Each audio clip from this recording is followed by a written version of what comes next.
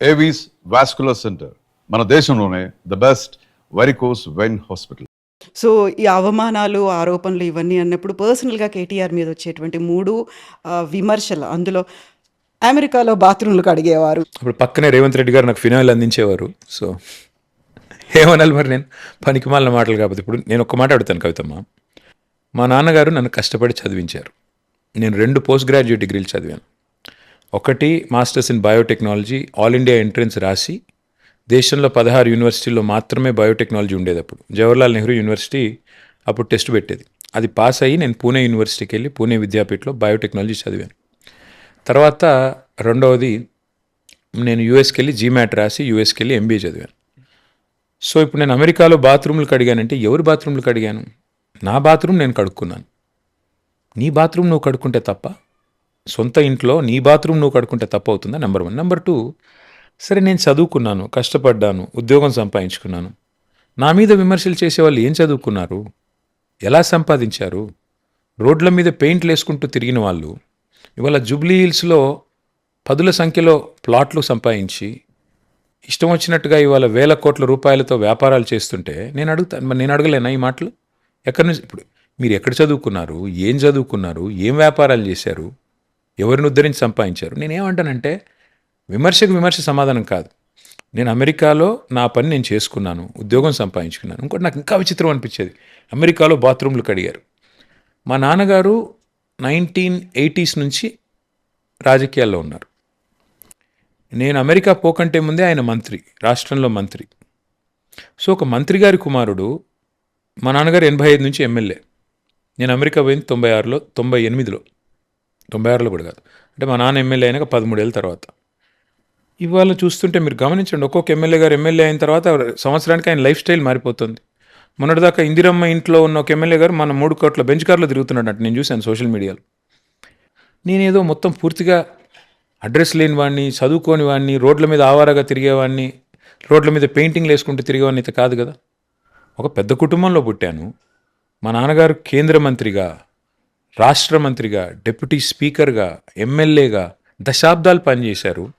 నేను అమెరికాకి వెళ్ళి బాత్రూమ్లు కడుగుతానంటే నా బాత్రూమ్ అయితే కడుక్కున్నాను, అది చెప్తాను. డిగ్నిటీ ఆఫ్ లేబర్ మీద నాకు చాలా గౌరవం ఉంది. ఎవరి బాత్రూమ్ వాళ్ళు కడుక్కోవాలి, ఎవరు చాయ్ కప్పు వాళ్ళు కడుక్కోవాలి, తప్పేం లేదు. కానీ బాత్రూమ్లు కడుక్కుంటూ ఉండేవాడివి. సరే అనుకుందాం ఒక నిమిషం, నిజంగానే బాత్రూమ్లు కడిగానని. తప్ప అది? నీలాగా దోచుకోలేదు కదా, నీలాగా బ్యాగులు మోసి దొరికిపోలేదు కదా, దరిద్ర పనులు అయితే చేయలేదు కదా నేను. So I'm proud of what I am. చదువుకున్నాను, కష్టపడ్డాను, ఉద్యోగం చేశాను. ఇవాళ మాట్లాడుతుంటారు కొంతమంది నాయకులు, జీవితంలో ఒక్క పోటీ పరీక్ష రాయనోడు, జీవితంలో ఒక ఇంటర్వ్యూ ఎదుర్కొనోడు, జీవితంలో ఒక ఉద్యోగం చేయనోడు, వాళ్ళు కూడా పెద్దగా 2 లక్షల ఉద్యోగాలు ఇస్తాము అని మాటలు మాట్లాడుతుంటే నాకు అర్థం కాదు. సో ఫస్ట్ అడిగాను, సెకండ్ది ఆల్రెడీ మీరు చెప్పేశారు. అడిగండి, అన్నీ అడిగండి, పర్లేదు కదా. సో బలవంతంగా మిమ్మల్ని పాలిటిక్స్లోకి లాక్కొని వచ్చారు, బెదిరించారు అని.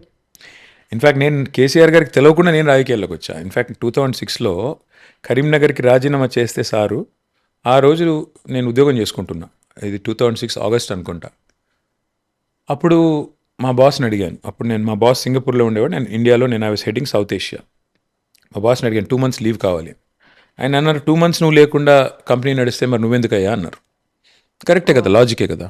సో నాకు కూడా ఐ గాట్ ద మెసేజ్, మరి అటో ఇటో తేల్చుకోవాలి. ఆ రోజు కరీంనగర్లో కనుక కేసీఆర్ గారు ఓడిపోతే తెలంగాణ ఉద్యమమే లేదు, తెలంగాణ వాదమే లేదు అనే పరిస్థితి.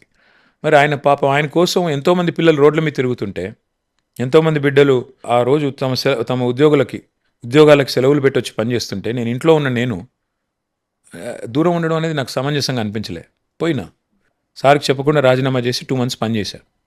కొంత కాంట్రిబ్యూట్ చేశాను. నేను ఏదో అవ్వలేదో అయిందనను, మేబీ 1-2 ఓట్లు వేయించి ఉంటా, ఎంతో కొంత యాడ్ చేసిన. నాకు ఆ తృప్తి ఉంది. అక్కడి నుంచి ఎన్నిక గెలిచిన తర్వాత చెప్పిన సార్కి, సార్ నేను రాజీనామా చేసినా మీతో పని చేస్తాను.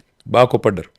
ఏం అవసరం ఉండింది, ఎందుకు అనవసరంగా, ఎందుకు, నేను ఉన్నాను కదా, పని చేస్తున్నాను కదా, మళ్ళీ నువ్వేంటి అన్నారు. సో ఐ లిటరలీ నన్ను ఎవరు బలవంత పెట్టలేదు. నేనే ఇన్ఫ్యాక్ట్ చెప్పాలంటే కేసీఆర్ గారిని బలవంత పెట్టి రాజకీయాల్లోకి వచ్చిన, గేట్ క్రాష్ చేసుకుని వచ్చిన. నాకెవరు ట్రైనింగ్ కూడా ఎప్పుడు ఇవ్వాల. కేసీఆర్ గారు అంటే ట్రైన్ కాదు. నేను కేవలం ఆయన చూసి నేర్చుకున్నదే తప్ప ఆయన నాకు కూర్చోబెట్టి ఇలా మాట్లాడని చెప్పింది లేదు. ఆయన చూసి నేర్చుకున్నదే. ఆయన మాట్లాడుతుంటే చూసి నేర్చుకుంది. ఆయన ఆఫ్కోర్స్ ఇంకా డిఎన్ఏ ఉంటుంది, జీన్స్ ఉంటాయి కాబట్టి ఆటోమేటిక్ కొన్ని లక్షణాలు వస్తాయి. బట్ ఎక్కువ వరకు చూసి నేర్చుకుందే తప్ప ఆయన ఎక్కడ కూడా నన్ను ఆయన బలవంతంగా పాపం తేలేదు.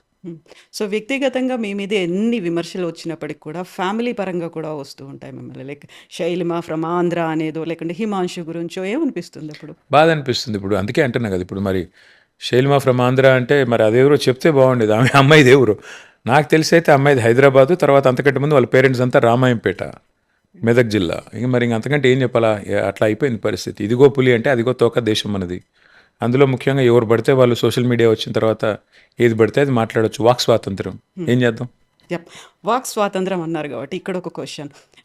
యూజువల్గానే కేటీఆర్ అనగానే వెల్ ఎడ్యుకేటెడ్ అనేది ఉంటుంది, చాలా బాగా మాట్లాడతారు, ఆరేటరీ స్కిల్స్ అనేవి ఉన్నాయి, మంచి ఒక డీసెంట్ పొలిటీషియన్ అనేది, యంగ్ జనరేషన్కి ఒక యూత్ ఐకాన్, ఇవన్నీ ఉన్నప్పుడు కేటీఆర్ తన స్థాయిని తానే తగ్గించుకొని మాట్లాడుతున్నాడు. విమర్శలు కావచ్చు, ఈ మధ్యలో కొంచెం ఒక రకంగా అయితే అగ్రెసివ్గా కనిపిస్తున్నారు. అలా మాట్లాడాల్సినటువంటి అవసరం లేదేమో అనేటువంటి మీ కొంతమంది కార్యకర్తలు రామన్న ఇలా మాట్లాడకుండా ఉంటే బాగుండేది అనే. 2 విషయాలు చెప్తాను. ఒకటి, కుక్క కాడుకు చెప్పు దెబ్బ. అవతల వారికి అర్థమయ్యే భాషలోనే కొన్ని విషయాలు చెప్పాల్సి వస్తుంది. ఇప్పుడు 3 నెలల్లోనే పిల్లలు పుట్టించగలరా, ఎంత కండలు తిరిగిన వస్తాదైనా అని ముఖ్యమంత్రి గారు అంటే నేనేం చెప్పాలి ఆయనకి? మరి 30 నెలల్లో పిల్లలు పుట్టపోతే నేనేమనాలి అని అడిగాను. అది తప్ప ఉప్ప? మరి ఆయన 3 నెలల ఉపమానం ఆయన తేకపోతే 30 నెలల్లో పిల్లలు పుట్టపోతే నిన్నేమనాలి బాబు అని నీవు అసమర్థుడివి అని చెప్పాల్సి వచ్చింది. అది తప్పని కొంతమంది కనిపించవచ్చు, ఒప్పని కొంతమంది కనిపించవచ్చు. ఆ భాషనే ఆయనకు అర్థమవుతుంది. రైతు బంద్ ఆపడానికి నేనేమన్నా హౌలాగాన్నా, దివానాగాన్నా, మాకు దిమాక్ లేదా? కేసీఆర్ గారు అంటున్నారు రైతు బంధు కాంగ్రెస్ వస్తే పోతుందని అని ఆయనే మాట్లాడారు. నేనేం చేశాను, అదే వీడియో చూపెట్టాను. మరి ఇప్పుడు నేను ఏమనాలి బాబు, నీకు దిమాక్ ఉందా, దివానాగాడు అనాలా, ఏమనాలని అడిగాను. అది కొంతమందికి నచ్చవచ్చు, నచ్చకపోవచ్చు. నేను రేవంత్ రెడ్డి గారు మాటలు నుటంకిస్తే కూడా బాధపడితే నేనేం చేయాలమ్మా? నెంబర్ 1. నెంబర్ 2, కేసీఆర్ గారు మా నాన్న, మా లీడరే కాదు కదా, నా నాన్న. మా నాన్నను పట్టుకుని ఆయన కాలు గోరికి సరిపోని వాళ్ళు కూడా నోటికి వచ్చినట్టు మాట్లాడితే అప్పుడు కూడా నాకు ఉక్రోషం రాకపోతే నేను ఆయన కొడుకునే కాదు. మా నాన్నను పట్టుకుని ఆయన చావును కోరుకుంటే కూడా నేను మాట్లాడకపోతే, నేను నా బాధను వ్యక్తం చేయకపోతే నేనేం మనిషిని నాకు అర్థం కాదు. సహజంగానే అప్పుడప్పుడు ఉప్పు కారం తింటాం కదా, కోపం రాకుండా ఉంటుందా? మా నాన్నగారిని పట్టుకుని నోటికి వచ్చినట్టు మాట్లాడితే అప్పుడు నేను కూడా ప్రతిస్పందించాను. మా నాన్నగారు చావును కోరుకున్నప్పుడు, మా నాన్నగారు చచ్చిపోవాలని శాపాలు పెట్టినప్పుడు, మా నాన్నగారి మీద ఇష్టం వచ్చినట్టు చెత్తా చెదారం మాట్లాడినప్పుడు గట్టిగా మాట్లాడాను. అండ్ ఒక్కసారి కాదు, ఇంకొక 1,00,000 సార్లు, 1,00,00,000 సార్లు మాట్లాడతా. దానికి చదువు సంస్కారం అంటే అవతలవాడికి కూడా ఉండాలి కదా చదువు సంస్కారం. కాబట్టి తప్పదు కొన్ని సందర్భాలు. ఇప్పుడు బురదలో దిగిన తర్వాత నాకు బురద అంటకూడదు, అవతలవాడు మాత్రం పెయ్యంతా బురద పూసుకొని వస్తాడు, నేను మాత్రం చాలా నీట్గా నా వైట్ షర్ట్కి బురద అంటకూడదు అంటే ఎట్లా కుదురుతుందమ్మా? అవతల కొట్లాడుతుందో పందితో, కొట్లాడేటప్పుడు తప్పకుండా బురద అంటుతుంది. నేను కూడా బురద అంటినప్పుడు నేను కూడా కొట్లాడాల్సి వస్తుంది.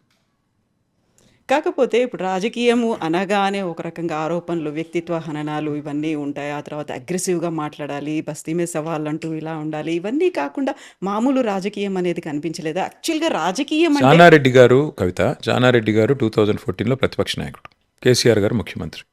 2014 to 18 మీరు మొత్తం తీసుకోండి రికార్డ్స్, ఎక్కడన్నా మేము ఇట్లా మాట్లాడామా? 2018 to 23 తీసుకోండి, చూడండి మీరు. ఆ రోజు భట్టి గారు సిఎల్పి లీడర్, కేసీఆర్ గారు ముఖ్యమంత్రి. మేము ఎప్పుడైనా మాట్లాడాం? ఎందుకు వస్తుంది పరిస్థితి?